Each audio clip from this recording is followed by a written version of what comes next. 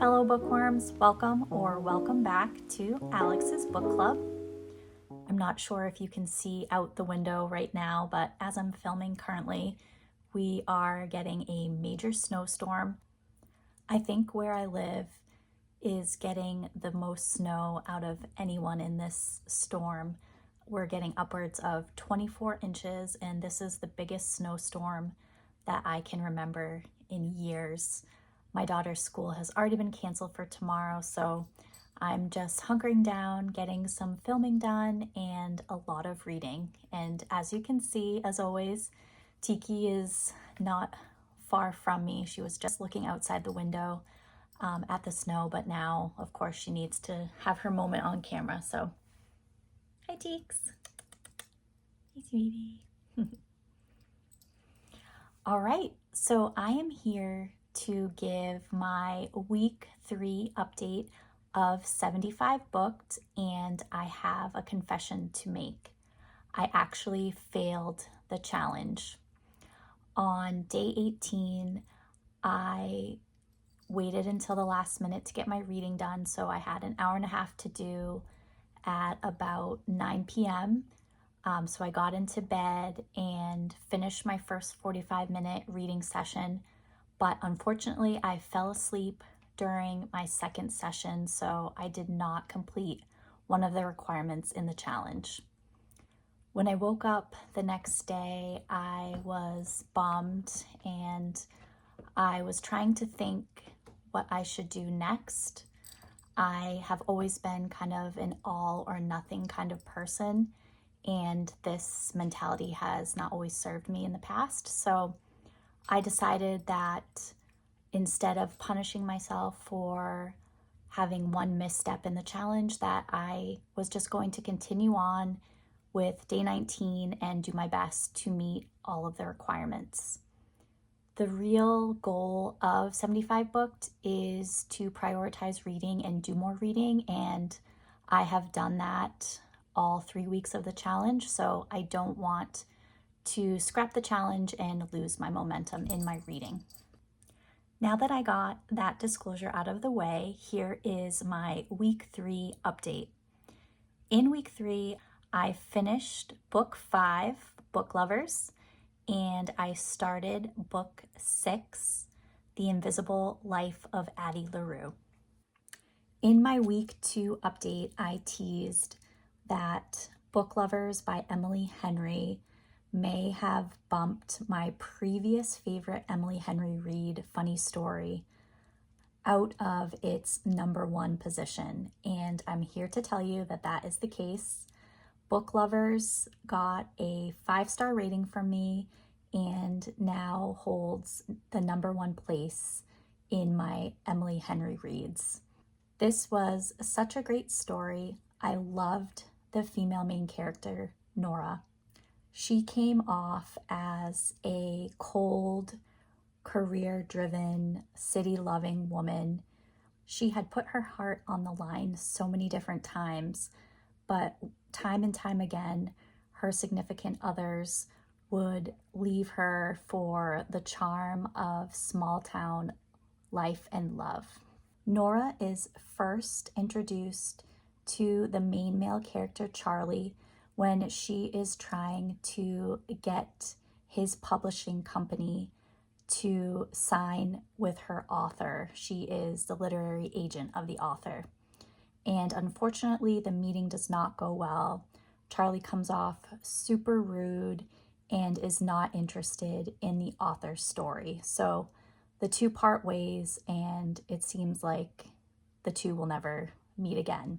But in all romance cases, and in Emily Henry's in particular, the two meet up a few years later when Nora is dragged to the small town that is actually the center of the author's books series, and she just happens to run into Charlie. Nora and Charlie end up in a forced proximity situation, not only because they are in the same small town at the same time, coincidentally, but also because they are forced to work on the edits of this author's newest release. And as you can imagine, things quickly move from rivals to lovers in this book, and I just absolutely loved the banter between Nora and Charlie. It was so great to see the progression of their relationship. I loved Nora's relationship with her sister Libby. She was the overprotective big sister, forced to come to terms with her sister needing some space and what that would look like for their relationship in the future. If you're a fan of small town romances and or rivals to lovers romances, I definitely encourage you to pick Book Lovers by Emily Henry up. In week 3, I also picked up my first fantasy read of 2026, The Invisible Life of Addie LaRue by V.E. Schwab. This is my first book by this author.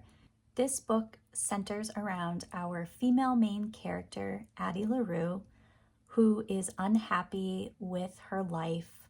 She is about to be forced into a marriage that she does not want to be in.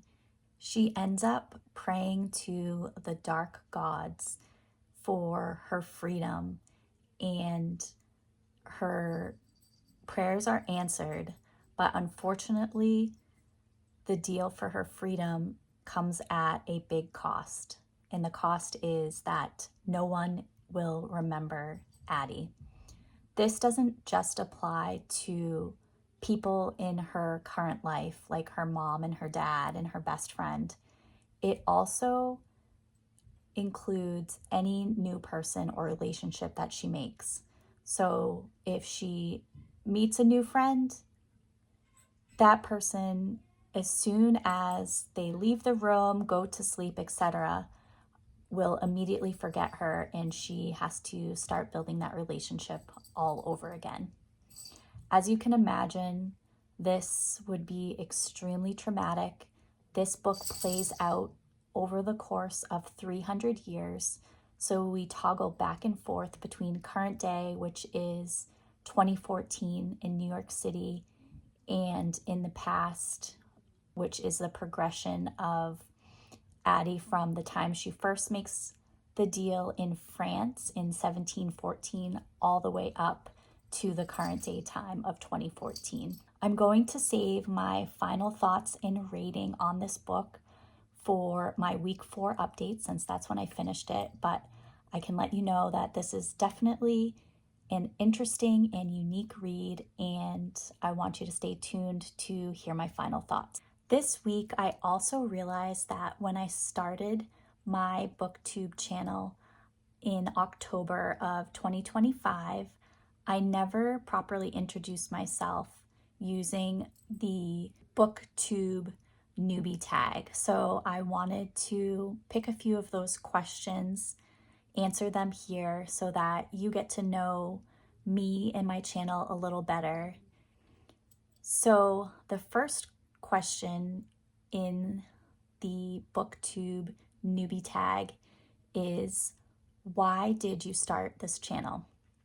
And there are multiple reasons why I started this channel. First and foremost, as most booktubers probably answer, I absolutely love reading.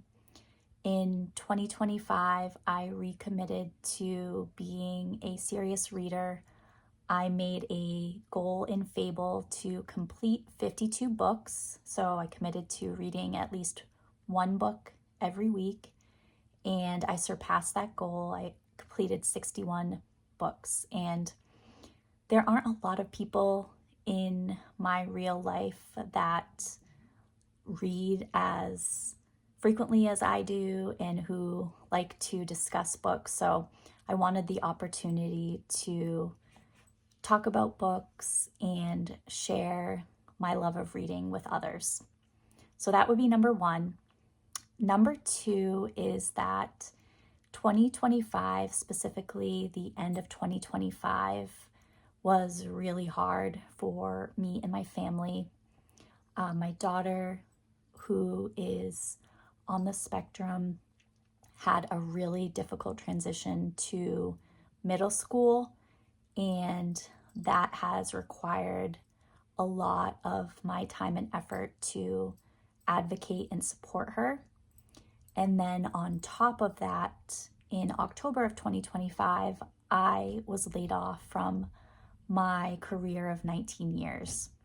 So I was looking for something for me that I could focus on. Reading is and has always been an escape for me. So I wanted to have an outlet, and it has definitely been something that is therapeutic. The second question in the newbie BookTube tag is, what do you bring to the BookTube space that is either unique or different? And what I can say is that I read mostly romance. However, I would say about 50% of my reads are romance, and the other 50% come from all different genres. I also really enjoy historical fiction, thrillers, and literary fiction. So if you tune into my channel, you will see book reviews of all different genres. I also have the unique perspective of being a mom with a special needs child, and I have made a goal to read books about autism and that are by autistic readers, and I hope to share those with you all this year. If you tuned into one of my previous weekly vlogs, I read my first book with autism representation, The Reason I Jump, and I shared my thoughts and feelings on that. So tune into that video if you'd like to see that. But I am definitely a huge advocate for the autistic community, and I hope to bring that unique perspective to this channel. The third question, who are some of your favorite authors? So clearly Emily Henry is one of my favorite romance authors. I also really enjoy Kristen Hanna. I think I've read about 90% of her books. She first got me into historical fiction with The Nightingale, which is one of my absolute all-time favorite reads. I still recommend this to almost everyone that shows interest in reading and or historical fiction. I would also say that B.K. Borison is becoming one of my favorite authors. I've only read 2 of her books, but both of them have been at least a 4-star, and I'm looking forward to continuing on with her backlist and even picking up her newest release. Question 4, what book or series first got you into reading? So I think there are quite a few books that I can say started my love of reading. From a very early age, I can remember being squirreled away in my bunk bed for hours reading the Boxcar Children's series, the Laura Ingalls Wilder series, the Nancy Drew series. And I can also remember in the 4th grade, my teacher reading The Lion, the Witch, and the Wardrobe by C.S. Lewis, and really falling in love with fantasy at that point. That was my first introduction to the fantasy genre. Question number 5. What are you most looking forward to about your BookTube channel? And I will say, having an outlet for me. I live a fairly stressful life, and books, as I mentioned, have always been an escape for me, and having this channel is going to keep me accountable to myself to make sure that I make time to do the things that I love and that bring me joy. And that number one thing outside of my family is reading. So I hope you now have a little bit of additional information about me and my channel, and that you have enjoyed continuing to see my 75 booked challenge updates. If you are enjoying me and my channel, I would love for you to like this video and subscribe. And I hope to see you in the next video. Bye for now and happy reading.